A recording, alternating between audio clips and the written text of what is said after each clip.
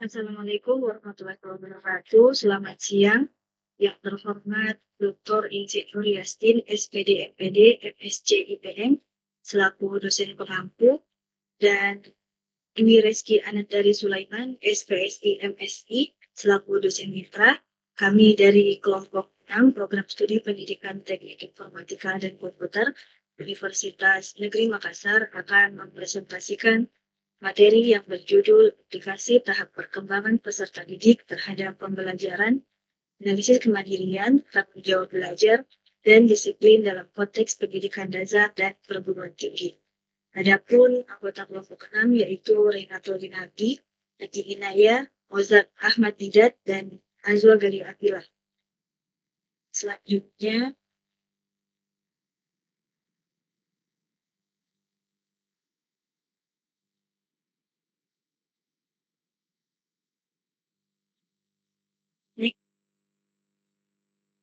pendidik sudah Ji?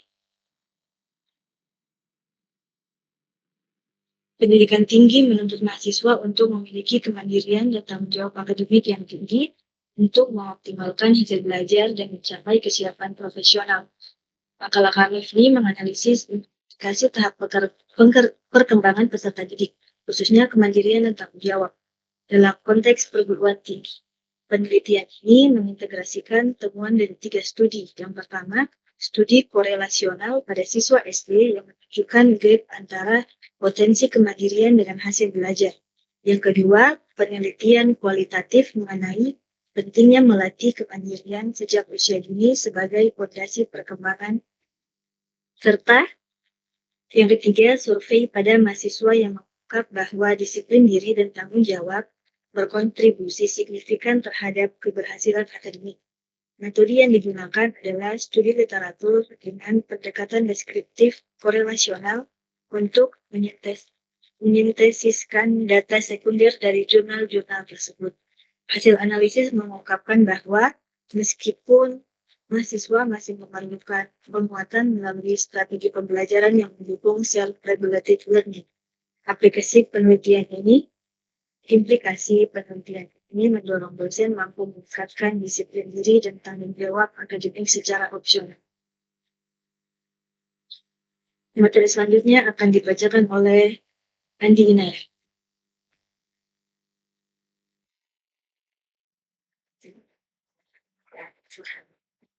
Berikutnya untuk latar belakang pembuatan video ini,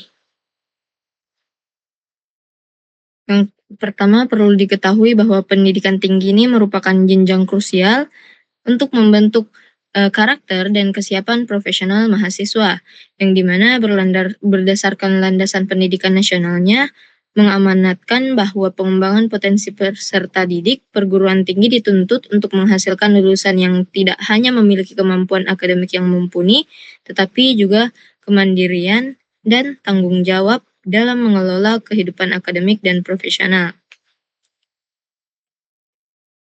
Di sini kemandirian, tanggung jawab belajar, dan disiplin adalah kunci utamanya dalam menentukan keberhasilan pembelajaran, khususnya dalam jenjang perguruan tinggi, yang dimana ketiga aspek ini saling mendukung dan memungkinkan mahasiswa mengembangkan keterampilan berpikir kritis, mengelola beban akademik dengan baik, dan meraih prestasi secara optimal.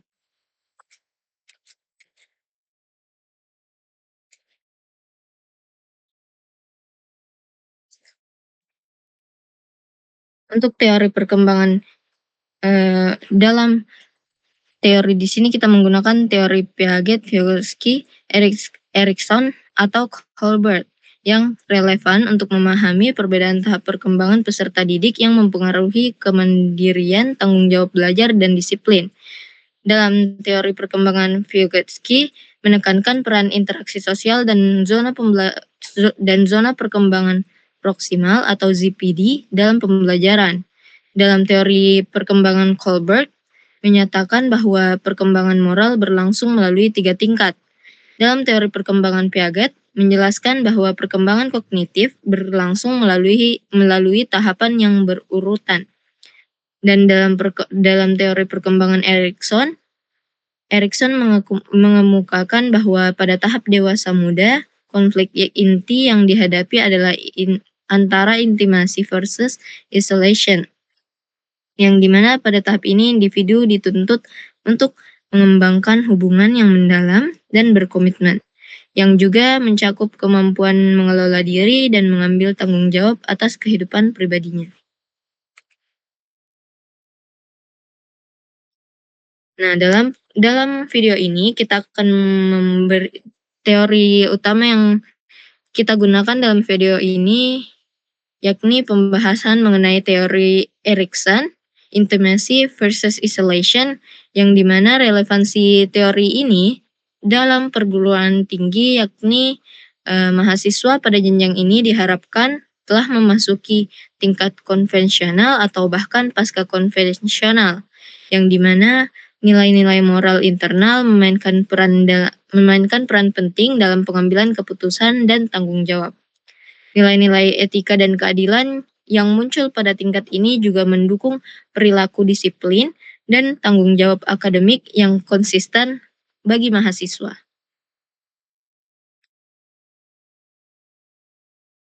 Selanjutnya, teori-teori perkembangan tersebut saling melengkapi dan menunjukkan hasil-hasil bahwa yang pertama itu kemandirian dan tanggung jawab akademik yang merupakan hasil dari perkembangan kognitif dan psikososial yang dipengaruhi oleh interaksi sosial.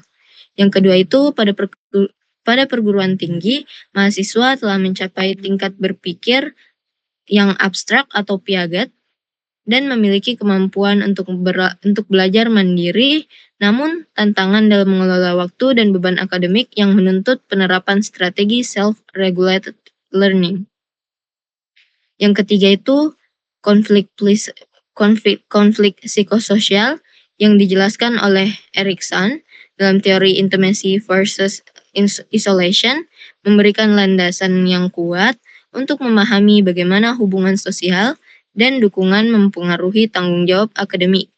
Dan yang keempat itu nilai moral yang berkembang dari teori Kohlberg yang turut menentukan sikap etis dan disiplin dalam proses belajar. Namun perlu diingat bahwa dalam video ini kami membahas teori utama yang kami membahas itu berlandaskan teori Erikson, intimacy versus isolation. Untuk pemateri berikutnya yakni Renato Lianardi, dipersilahkan. Baik, terima kasih atas kesempatannya. Selanjutnya adalah deskripsi kasus. Penelitian pada mahasiswa dalam jurnal Disiplin Diri dan Tanggung Jawab Mahasiswa dalam Proses Akademik menunjukkan bahwa disiplin diri dan tanggung jawab merupakan faktor kunci dalam menentukan keberhasilan akademik. Hasil penelitian menunjukkan bahwa mahasiswa dengan tingkat disiplin yang tinggi cenderung memiliki nilai akademik yang lebih baik. Nah, hasil temuan tersebut mengindikasikan adanya variasi dalam pengalaman belajar dan pendekatan pribadi terhadap pembelajaran menghasilkan perbedaan yang signifikan dalam pencapaian akademik. Sejalan dengan teori Erikson yang tadi dijelaskan, yang mengemukakan bahwa pada masa dewasa muda terjadi konflik antara membangun hubungan intim dan mempertahankan kemandirian. Konflik ini tidak dikelola dengan baik, dapat mempengaruhi kemampuan mahasiswa dalam mengatur waktu dan prioritas akademik. Selanjutnya adalah deskripsi kasus. Dalam kasus kemandirian, tanggung jawab dan disiplin, terdapat tantangan pembelajaran yang dihadapi oleh mahasiswa. Tantangannya adalah sebagai berikut. Yang pertama ada kesulitan dalam manajemen waktu dan beban akademik yang tinggi. Kebanyakan mahasiswa sekarang lebih suka bermain-main daripada mengerjakan tugasnya.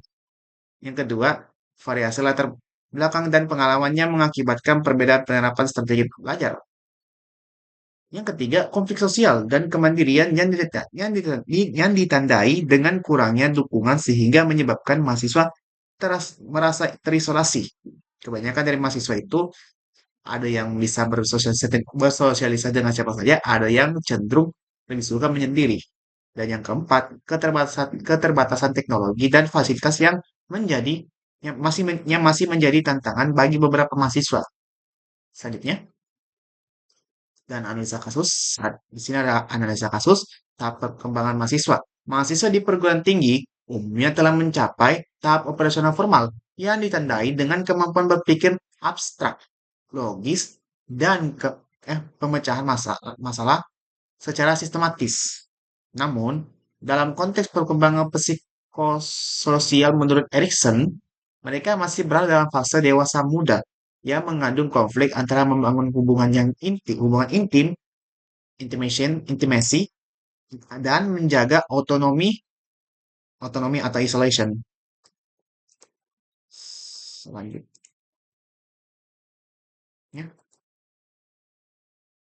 implikasi terhadap pembelajaran. Penelitian menunjukkan bahwa di tingkat perguruan tinggi, meskipun mahasiswa telah mencapai tahap operasional formal dalam perkembangan kognitif, terdapat tantangan nyata dalam pengelolaan waktu, disiplin, dan tanggung jawab akademik. Berdasarkan temuan dari jurnal disiplin diri dan tanggung jawab mahasiswa dalam proses akademik dan ditinjau dari sudut pandang teori perkembangan Erikson, intimacy versus isolation, terdapat beberapa implikasi strategis yang perlu diterapkan oleh pendidik. Di tahap ini, mahasiswa diharapkan memiliki kemampuan untuk mengolah diri secara mandiri, namun masih menghadapi tantangan internal dan eksternal yang mempengaruhi disiplin diri. Next, untuk materi selanjutnya saya akan serahkan kepada Saudara Mozart. Dipersilakan. Baik, terima kasih atas kesempatan yang diberikan. Selanjutnya yaitu strategi pembelajaran.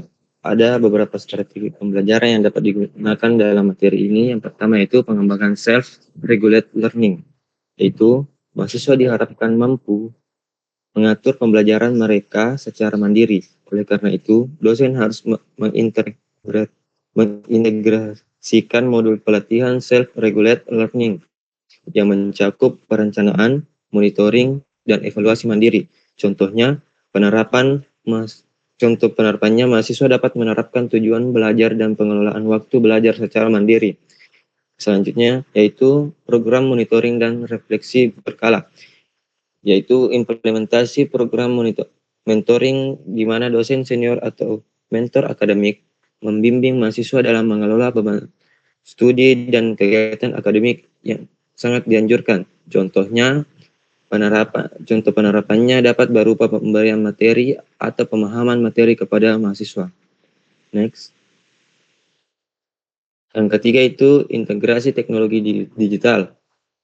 Menerapkan metode pembelajaran yang menggunakan teknologi digital dengan pemanfaatan platform e-learning dan aplikasi manajemen. Contohnya menggunakan aplikasi SEMOK yang dapat memberikan materi pembelajaran dan memungkinkan interaksi dosen serta mahasiswa mengenai tugas dan materi. Dan yang terakhir yaitu pendekatan kolaboratif dan pembelajaran berbasis proyek. Memberikan pengajaran melalui pendekatan dan pembelajaran jenis ini dapat membantu mahasiswa untuk mengatasi masalah secara nyata dalam dunia akademik maupun profesional. Contoh metode yang digunakan dapat berupa proyek nyata, diskusi kelompok, dan studi kasus. Selanjutnya, di sini saya akan membacakan kesimpulan pada materi ini. Ada beberapa kesimpulan yang saya akan baca, yaitu pertama, di perguruan tinggi, mahasiswa yang telah mencapai tahap operasional formal memiliki potensi kemandirian dan tanggung jawab yang tinggi. Namun, kendala utama muncul dalam pengelolaan waktu dan beban akademik yang dapat menghambat pencapaian hasil belajar yang optimal. Yang kedua, pengembangan self-regulate learning. Strategi pembelajaran yang mendorong evaluasi diri, perencanaan, dan pengelolaan waktu terbukti efektif dalam meningkatkan disiplin dan tanggung jawab akademik. Yang terakhir, peran mentoring dan teknologi. Dukungan melalui mentoring serta integrasi teknologi digital merupakan faktor kunci dalam membantu mahasiswa mengatasi tantangan yang dihadapi, sehingga tercipta lingkungan akademik yang kondusif. Next. Rekomendasi. Yang pertama itu mengadaptasi metode pembelajaran. Dosen perlu mengembangkan strategi pengajaran yang mendorong mahasiswa untuk belajar secara mandiri. Hal ini dapat dilakukan dengan mengintegrasikan sesi kerja kelompok, studi kasus, dan proyek penelitian mini yang relevan dengan dunia nyata. Yang kedua, mendorong evaluasi diri. Program evaluasi yang melibatkan self-assessment dan peer assessment sangat penting agar mahasiswa dapat mengidentifikasi kekuatan kelemahan dalam disiplin diri dan tanggung jawab akademik. Yang terakhir, mengadakan pelatihan teknis. Dosen dapat bekerjasama dengan pihak IT untuk mengadakan pelatihan penggunaan alat digital yang mendukung manajemen tugas dan komunikasi dalam kelas. Baik, selanjutnya akan dilanjutkan oleh Naswa Gali Abdillah.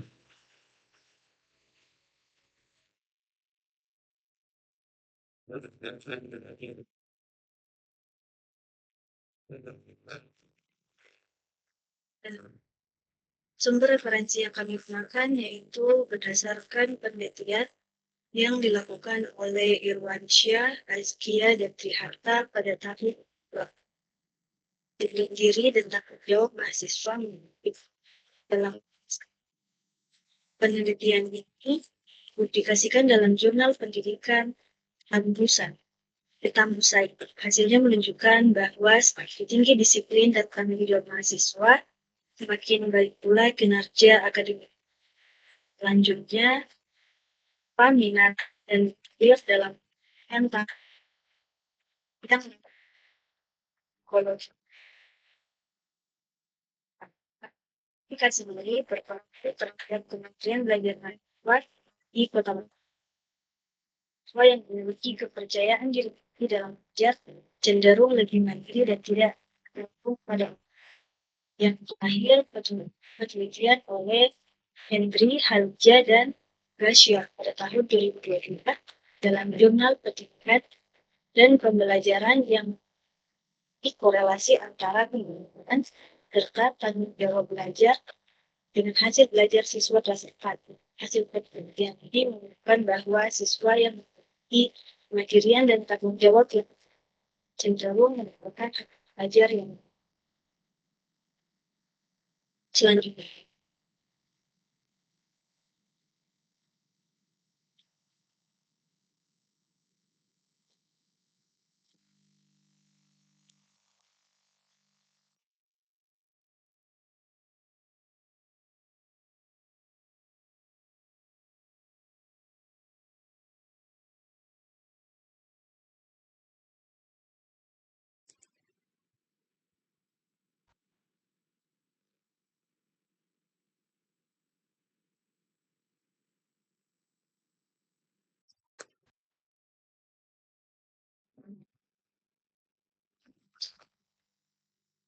Demikian pemaparan kami mengenai bidang bahan perkembangan dan pendidik terhadap pembelajarannya dalam membangun tanggung jawab belajar dan disiplin di jenjang pendidikan militer hingga pendidikan.